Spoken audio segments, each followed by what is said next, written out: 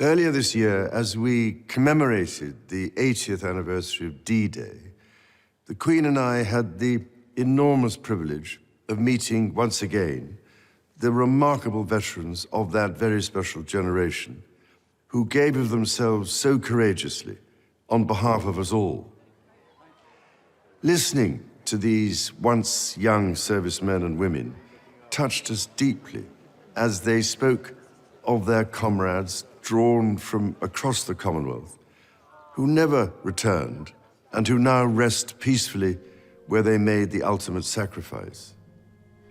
Their example of service and selflessness continues to inspire across the generations. During previous commemorations, we were able to console ourselves with the thought that these tragic events seldom happen in the modern era. But on this Christmas Day, we cannot help but think of those for whom the devastating effects of conflict in the Middle East, in Central Europe, in Africa, and elsewhere pose a daily threat to so many people's lives and livelihoods. We also think of the humanitarian organizations working tirelessly to bring vital relief. After all, the Gospels speak so vividly of conflict and teach the values with which we can overcome it.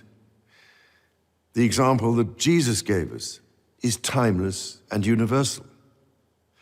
It is to enter the world of those who suffer, to make a difference to their lives, and so bring hope where there is despair.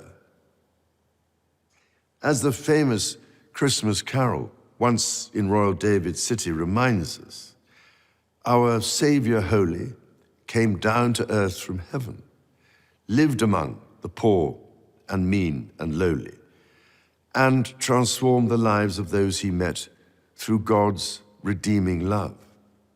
That is the heart of the Nativity story, and we can hear its beat in the belief of all the great faiths in the love and mercy of God in times of joy and of suffering, calling us to bring light where there is darkness. All of us go through some form of suffering at some stage in our life, be it mental or physical. The degree to which we help one another and draw support from each other, be we people of faith or of none, is a measure of our civilization as nations. This is what continually impresses me as my family and I meet with and listen to those who dedicate their lives to helping others.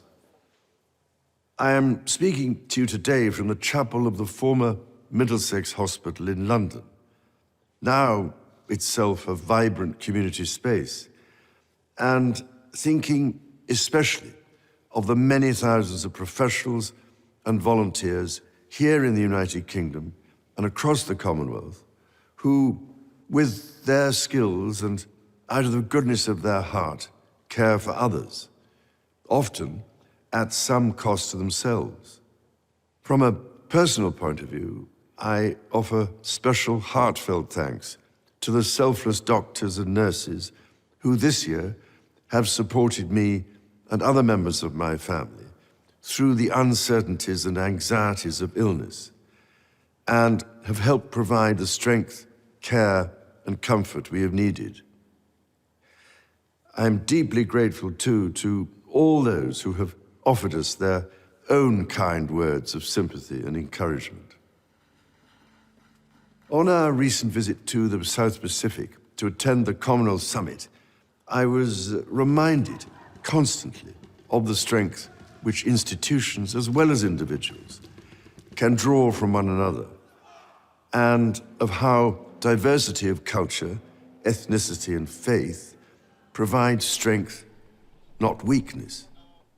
Across the Commonwealth, we are held together by a willingness to listen to each other, to learn from one another, and to find just how much we have in common. Because through listening, we learn to respect our differences, to defeat prejudice and to open up new possibilities. I felt a deep sense of pride here in the United Kingdom when, in response to anger and lawlessness in several towns this summer, communities came together, not to repeat these behaviors, but to repair. To repair not just buildings, but relationships. And most importantly, to repair trust by listening and, through understanding, deciding how to act for the good of all. Again, listening is a recurrent theme of the Nativity story. Mary, the mother of Jesus, listened to the angel who revealed to her a different future full of hope for all people. The message of the angels to the shepherds, that there should be peace on earth, in fact echoes through all faiths and philosophies. It rings true to this day for people of goodwill across the world.